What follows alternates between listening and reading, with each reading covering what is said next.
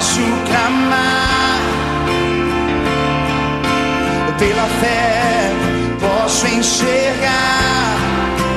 Muito bom dia, que a paz do Senhor Jesus esteja sobre a sua vida. Estamos iniciando, pela misericórdia do nosso Deus, mais um programa Restaurando Vidas, que você possa ser abençoado com a palavra de Deus. Estamos num tempo aí, quase chegando na Sexta-feira Santa, um tempo onde as pessoas tentam agradar a Deus, um tempo onde as pessoas também tentam chamar a atenção de Deus sobre elas. Alguns fazem um determinado sacrifício, outros deixam de fazer algumas coisas que fazem durante todo o ano. Mas será que isso agrada a Deus? Eu sei que talvez você esteja incluído entre essas pessoas, e o seu desejo é agradar a Deus, mas nós precisamos entender como Deus gosta que você proceda, aquilo que você deve fazer para agradar ao Senhor. E a palavra de Deus em Salmo 51, 16 e 17 diz: pois não te comprazes em sacrifícios, do contrário, eu te os daria, e não te agradas de holocaustos. Sacrifícios agradáveis a Deus são o espírito quebrantado, coração compungido e contrido. Não o desprezarás, ó Deus. Agora você está diante daquilo que Deus se agrada. Eu vejo pessoas caminharem perto de uma rodovia, eu vejo outras andarem descalças, eu vejo outras deixarem de fazer a barba, eu vejo outras deixarem por 40 dias de tomarem bebidas alcoólicas, mas isso não agrada a Deus, não agrada. A palavra de Deus diz que nenhum rito externo, nenhuma coisa que a gente faz externamente pode agradar ao Senhor, a não ser um coração arrependido. Se eu deixo de fazer alguma coisa porque desagrada a meu Deus, eu devo deixar de fazer o ano todo. Se eu quero agora chamar a atenção de Deus, eu preciso me arrepender dos pecados, falar: olha, Senhor, eu tenho procedido não segundo a Tua palavra, mas segundo o meu próprio coração, e eu quero hoje tomar uma decisão de agradar a Ti. Hoje eu me arrependo do que tenho feito. E aí você enumera as coisas que você tem feito, que são contrários à palavra do Senhor. Aí sim, você chama a atenção de Deus sobre a sua vida e você também começa a usufruir dos benefícios de Deus sobre a sua vida. Todos aqueles que andam no caminho do Senhor também recebem dos benefícios e do cuidado de Deus. No mundo hoje tão competitivo, no mundo hoje tão difícil de se viver, você imaginou viver pelo seu próprio esforço? Será que você vai dar conta disso? Não. Entregue a sua vida ao cuidado do Senhor. Deixe Ele gerenciar a sua vida. Mas para isso é preciso voltar atrás das decisões que tem tomado e dizer: Senhor, hoje eu quero viver para louvor da Tua glória. Que Deus te abençoe e que você possa realmente ser impactado pelo poder do Evangelho. E não se esqueça, Jesus te ama muito. Eu quero conversar hoje com o Marco Antônio. O Marco Antônio, ele teve uma iniciação no Espiritismo, mas um dia ele aceitou Jesus como único Senhor e Salvador. Vamos então passar essa entrevista? Posso clamar, pela fé posso enxergar.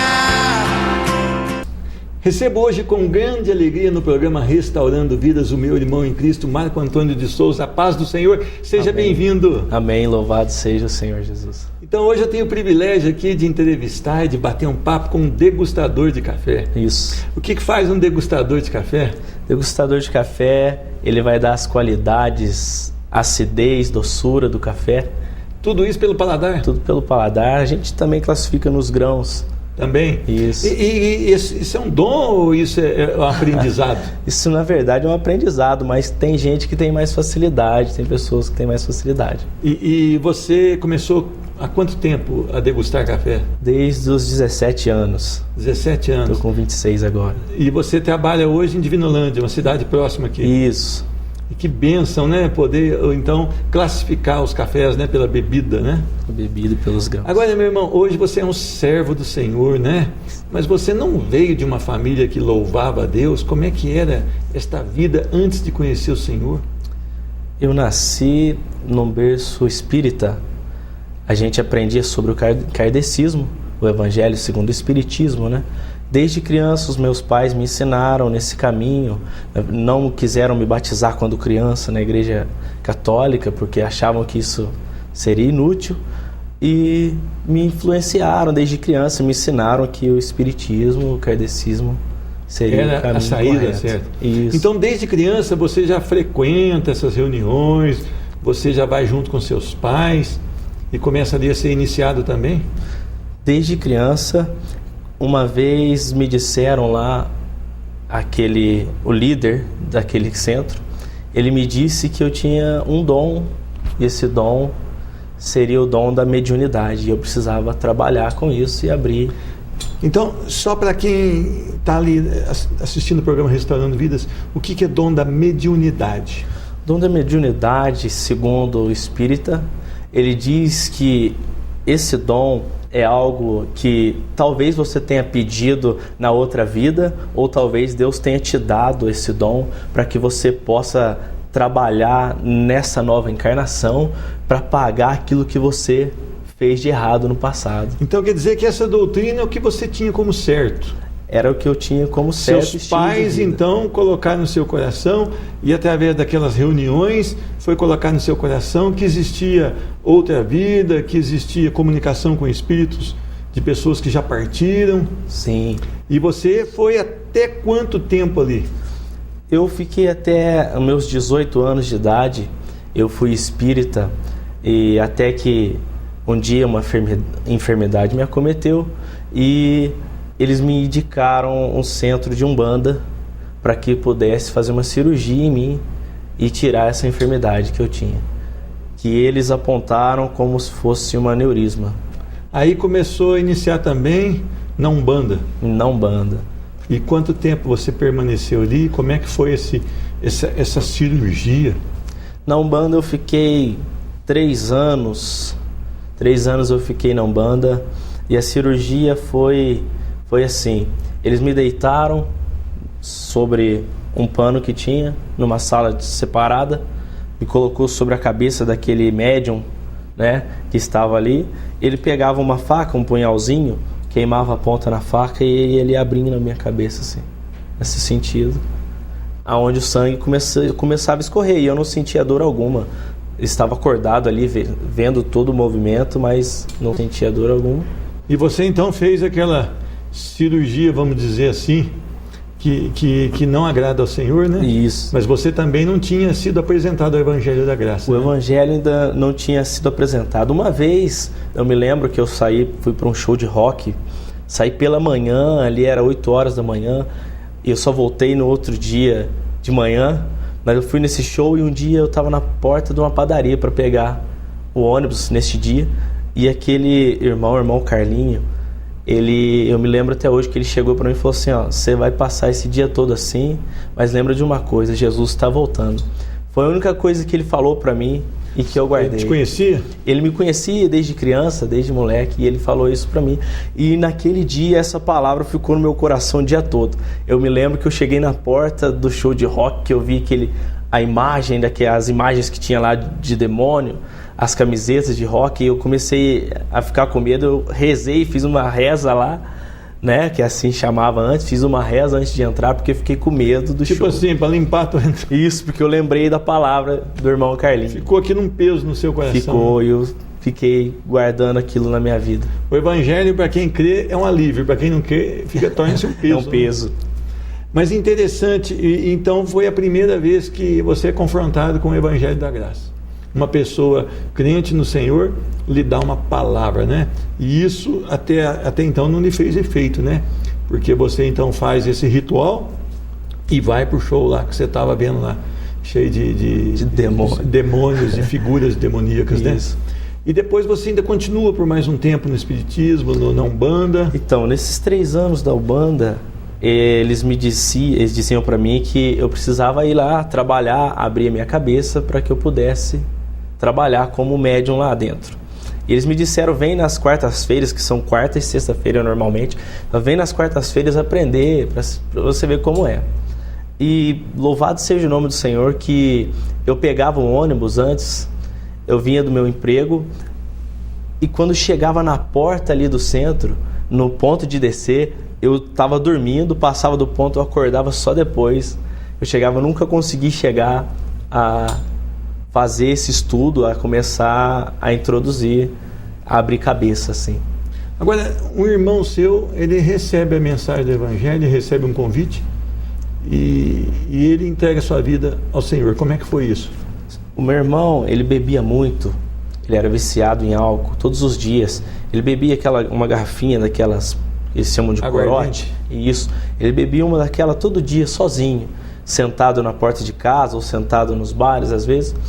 Todos os dias. E tem um amigo nosso, desde criança, que ele se converteu primeiro que nós. E um dia meu irmão chegou no bar do emprego, são ainda. A hora que ele abriu a primeira cerveja, esse rapaz chegou, convidou ele para ir. Ele olhou para a cerveja e para ele, aceitou a proposta, não bebeu a cerveja, foi com ele. Daquele dia ele não bebeu mais e não fumou. Ele foi numa reunião nos lares? Nos lares. Foi numa célula ali. E ali ele entregou a vida para Jesus e cortou totalmente aquele vício. Daquele dia em diante ele nunca mais fumou e nunca mais bebeu. E aí ele começa a pregar para você? E aí foi assim, ele começou a pregar para mim, porque um dia ele foi no centro que ele ia também, e eles pediram para ele escolher o caminho que ele queria, ou servisse a Umbanda ou servia a Deus na igreja. Aí ele contou isso para mim e começou a pregar, me dizendo se realmente fosse uma coisa só, se realmente fosse tudo de Deus, por que eles pediriam para ele escolher um caminho só, ao invés de escolher o outro. É interessante que lá dentro eles defendem que aquilo é de Deus também, né? Sim. Só que aí mandaram escolher, porque o próprio Satanás não quer que você se entregue no caminho do Senhor, né? Isso. E você então começa a pensar sobre isso, como é que foi? Então, aí ele começou a pregar, e como a gente desde criança aprendeu diferente sobre a reencarnação, sobre tudo isso, eu batia de frente. Resistiu? Resisti um pouco. Eu batia um pouco de frente, porque eu acreditava e minha mãe falava um pouco de um lado, meu irmão falava um pouco do outro. Você ficou meio... Eu fiquei dividido. Mas aí, da mesma maneira que ele disse de um caminho e outro, eu fiquei pensando, se realmente os dois fossem de Deus, por que haveria esse confronto entre meu irmão e minha mãe, né? Então eu comecei a dar ouvido ali no que o meu irmão falava, até que um dia que ele me convidou para ir nesse culto no lar, onde ele aceitou Jesus. E você foi ou não? Eu fui. Aí eu lembro que aquele dia, eu fui naquele dia, mas aí na outra semana eu tornei aí no centro, porque a minha mente ainda estava meio atrapalhada. Mas depois de, se não me engano, umas 2 semanas, que eu comecei a ir frequente, e eles me apresentaram Jesus de verdade, porque eu ia, ouvia, e eles pediram para que eu confessasse Jesus, aceitasse Jesus. E eu me lembro aquele dia que eu chorei muito. Aquele dia quando eu confessei Jesus, eu chorei muito. Daquele dia em diante, tua vida foi transformada. Minha vida foi outra.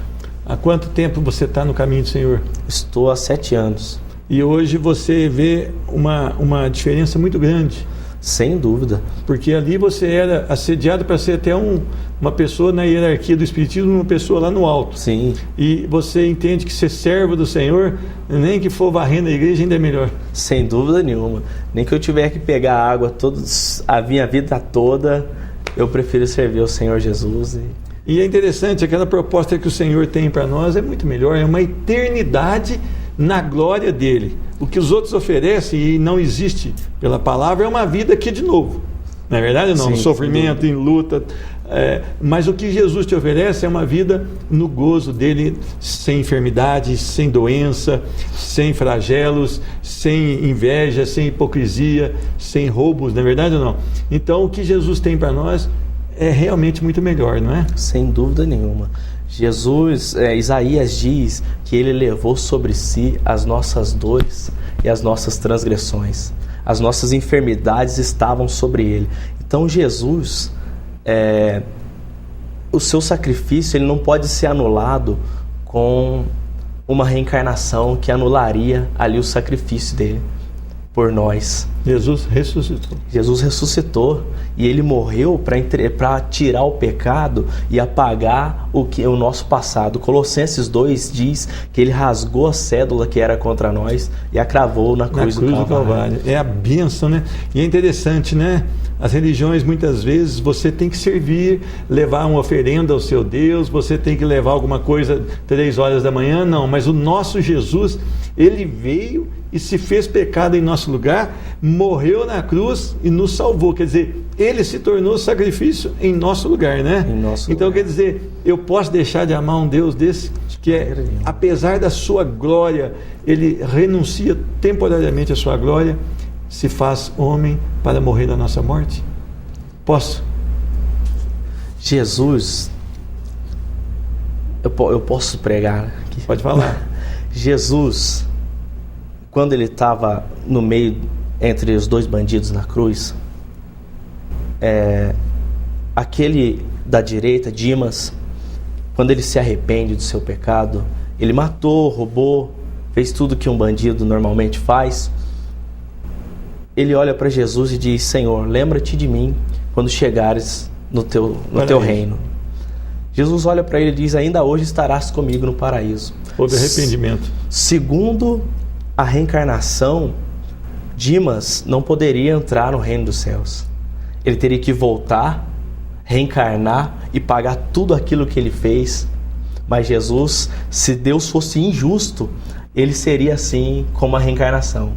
Porque Deus seria injusto levar Dimas para o paraíso e nós estarmos aqui tendo que pagar, sendo que ele foi bandido e roubou.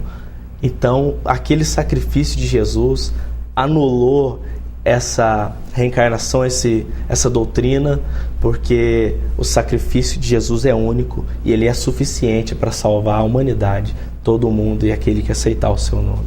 Então é simples, você se arrepende, entrega a sua vida ao Senhor e você vai desfrutar de uma vida que, apesar das dificuldades, apesar da dureza dessa vida, mas você vai já viver abundância aqui nessa terra e vai viver a glória do Senhor por toda a eternidade, pelos séculos dos séculos. Vale a pena você entregar sua vida a Jesus e desfrutar do amor dele sobre a sua vida, a sua família e os seus sonhos, que agora serão dirigidos pelo Senhor.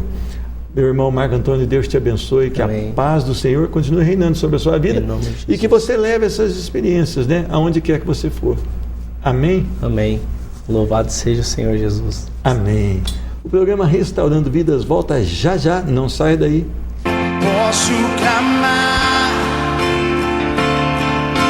pela fé, posso enxergar.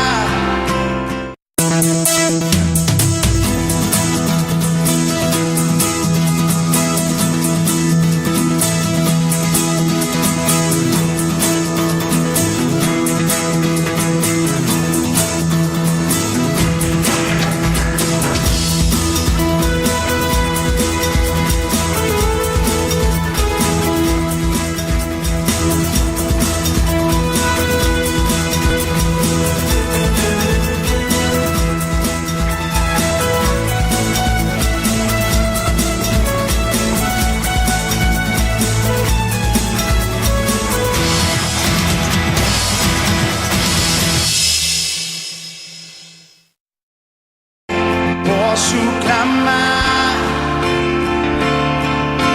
pela fé, posso enxergar. Eu quero falar hoje sobre aquelas pessoas que muitas vezes têm um comportamento de buscar a Deus somente quando as coisas não lhe vão bem.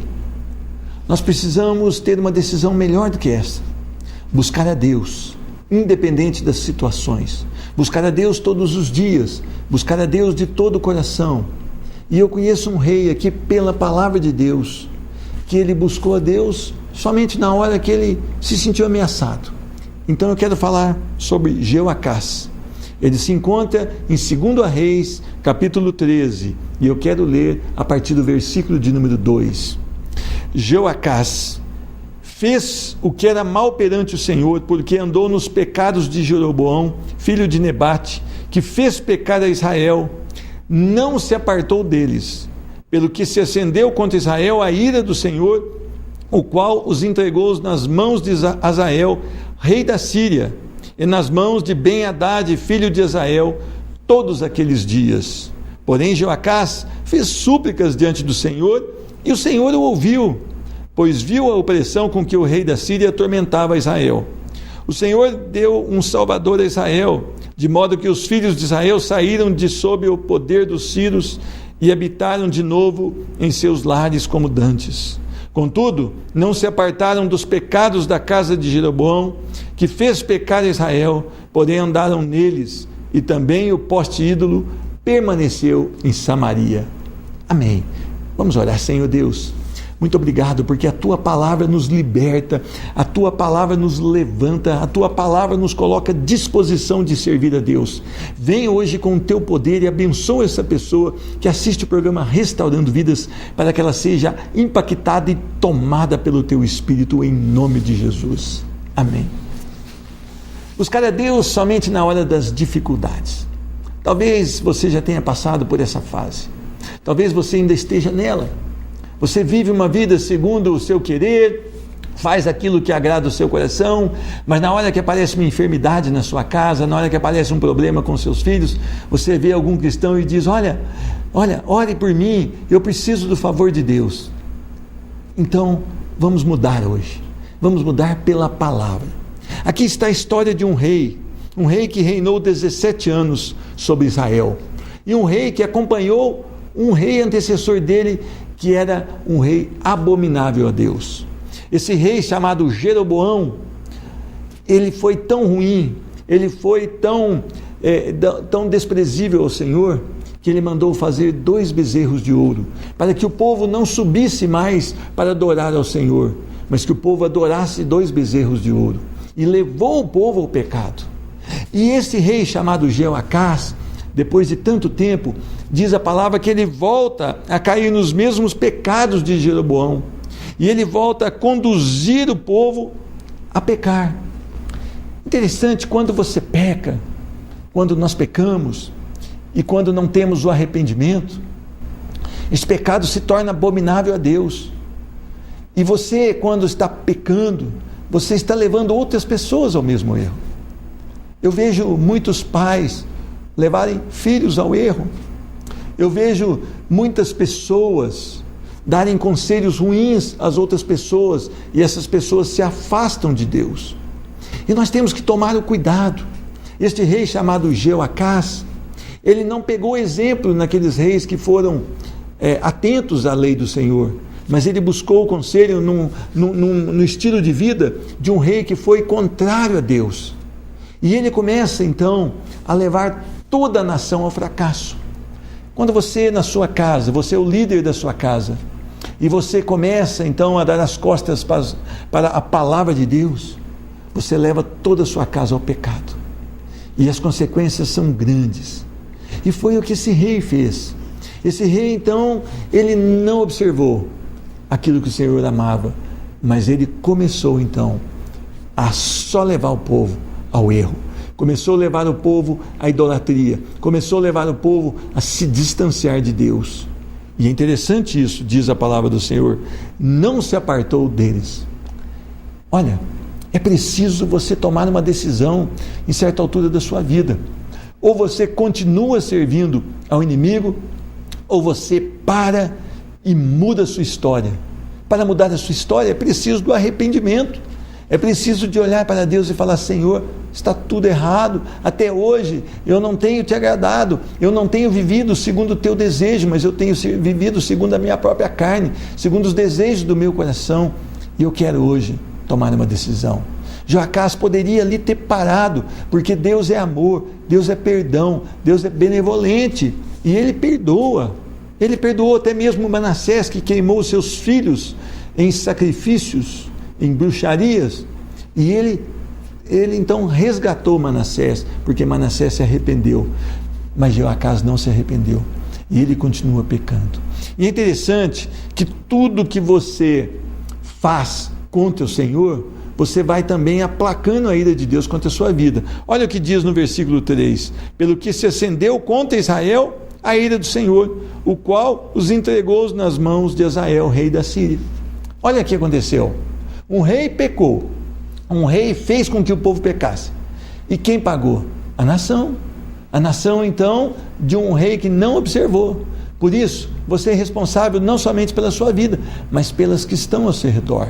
E diz a palavra que o Senhor, então, vira as costas para esse povo e permite, então, que o rei da Síria comece aqui a torturar, a oprimir, a colocar peso sobre essa nação.